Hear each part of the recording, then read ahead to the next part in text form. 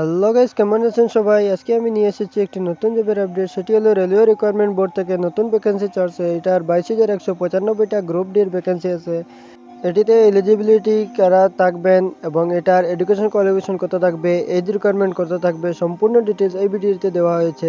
আপনারা এই ভিডিওটি লাস্ট পর্যন্ত দেখবেন, তাহলে বুঝতে পারবেন এবং লাস্ট পর্যন্ত এই অ্যাপ্লাই প্রসেসটাও দেখতে পারবেন এবং আপনার সিলেকশন প্রসেসটাও এই ভিডিওটিতে দেওয়া হয়েছে। ভিডিওটি লাস্ট পর্যন্ত দেখবেন।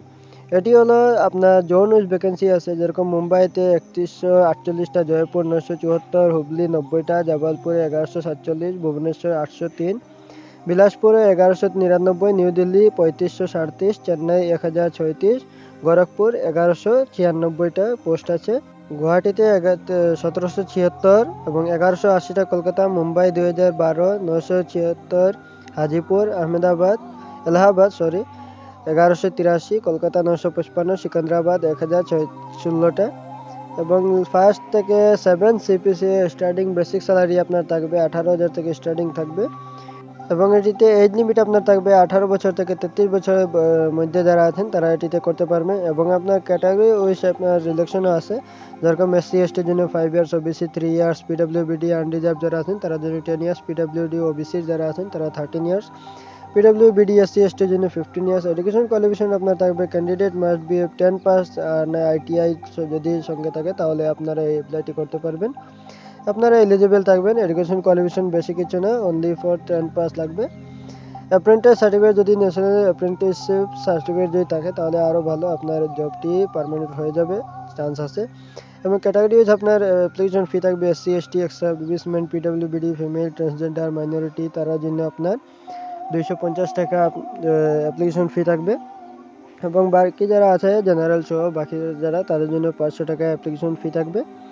রিফান্ড আছে, এই অ্যাপ্লিকেশন ফিটা আপনার রিফান্ড পেয়ে যাবেন। বাকি 250 যাদের আছে তারা রিফান্ড পেয়ে যাবেন এবং আপনার 500 যাদের আছে তারা 400 টাকায় রিফান্ড পাবেন এবং 100 টাকা আপনার এক্সামিনেশন ফি কেটে নেবে। আর বাকি যারা 250 আছে তাদের জন্য রিফান্ডেড আছে। এটি আপনি কিভাবে অ্যাপ্লাই করবেন এটির প্রসেসও আছে। RRB রিকোয়ারমেন্ট পোর্টালে গিয়ে আপনি গ্রুপ ডি একটা লিঙ্ক পাবেন, এই লিঙ্কে ক্লিক করে আপনি এটিতে অ্যাপ্লাই করতে পারেন। প্রথমে রেজিস্ট্রেশন করবেন, তারপর আপনার লগ ইন করে আপনার পার্সোনাল ডিটেলস, এডুকেশন ডিটেলস সম্পূর্ণ ফিল করবেন। তারপর আপনার এডুকেশনে যতগুলো আপনার কোয়ালিফিকেশন আছে তার ডকুমেন্টগুলো সব কিছু আপলোড করবেন PDF এর মাধ্যমে। তারপর আপনার কাস্ট ওয়াইজ আপনার অ্যাপ্লিকেশন ফি শো করবে, এইখানে আপনার কাস্ট ওয়াইজ আপনার অ্যাপ্লিকেশন ফি পে করবেন, তারপর সাবমিট মেরে আপনি প্রিন্ট আউটটি বের করে নেবেন, আপনার অ্যাপ্লিকেশন সাকসেসফুলি হয়ে যাবে। এবং এটিতে আপনার সিলেকশন প্রসেস থাকবে, আপনার কম্পিউটার বেসড টেস্ট থাকবে, সিভিটি, ফিজিক্যাল এফিসিয়েন্সি টেস্ট থাকবে, ডকুমেন্ট ভেরিফিকেশন থাকবে এবং মেডিকেল এক্সামিনেশন থাকবে।